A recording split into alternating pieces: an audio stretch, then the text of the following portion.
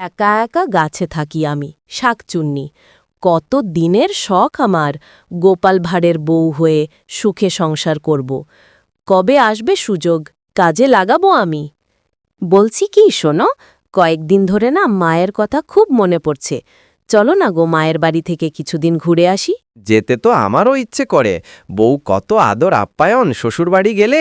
দেখি মহারাজ ছুটি দেয় কিনা। এই ইউসুফ, কয়েকদিন আমার বাড়িটা দেখে রাখিস তো। তোর দাদিকে নিয়ে একটু শ্বশুরবাড়ি যাচ্ছি। তাই নাকি দাদু? আহা, শ্বশুরবাড়ি মধুর হাড়ি। যাও দাদু, শ্বশুরবাড়ি থেকে মধু খেয়ে আসো। ঠিক আছে, তাহলে তুই থাক।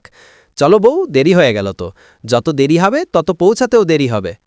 এই তো সুযোগ, গোপাল গেল শ্বশুরবাড়ি, বাড়ি একদম ফাঁকা। এই সুযোগে আমি হব সুন্দরী এক গোপালের বউ, করব আমি সংসার, হবে আমার স্বপ্ন পূরণ। গোপাল বউ, বাড়ি আসো। ও গোপাল বউ, কেউ নাই নাকি? ও গোপাল বউ। এ কি, আপনি কে? কোত্থেকে আসছেন? এর আগে তো আপনাকে কখনো দেখিনি। গোপাল বউ, আমি ইউসুফের বাবা। চিনতে পারছো না? কি কাণ্ড!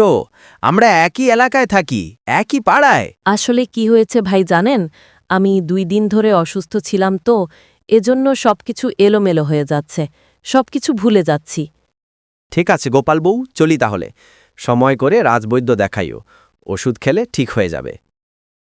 এতক্ষণে আপদ গেল, এখনই তো ধরা পড়ে গেছিলাম। আমি যে শাকচুন্নি, এটা কাউকে বুঝতে দেওয়া যাবে না। বাবা, আমি হলাম শেওড়া গাছের শাকচুন্নি। আমার অনেক দিনের শখ পূরণ হয়েছে।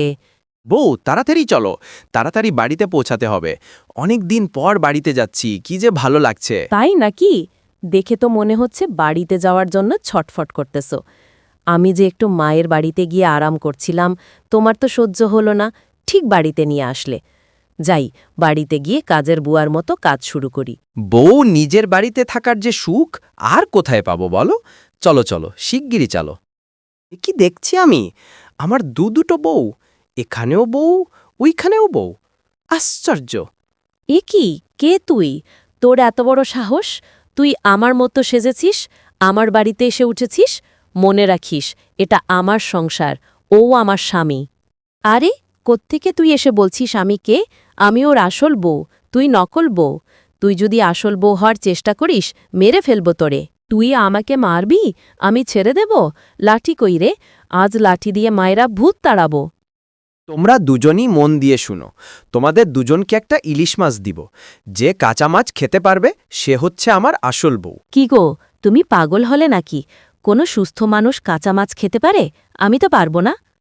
আমি পারবো, আমাকে দাও, এক নিমিষেই কাঁচা মাছ খেয়ে ফেলব। তোমাকে আর মাছ দিতে হবে না, কারণ আমি বুঝে গেছি তুমি আসলে আমার বউ না। যদি তুমি আমার আসল বউ হতে, কখনো কাঁচা মাছ খেতে চাইতে না। তুমি হলে একটা শাকচুন্নি।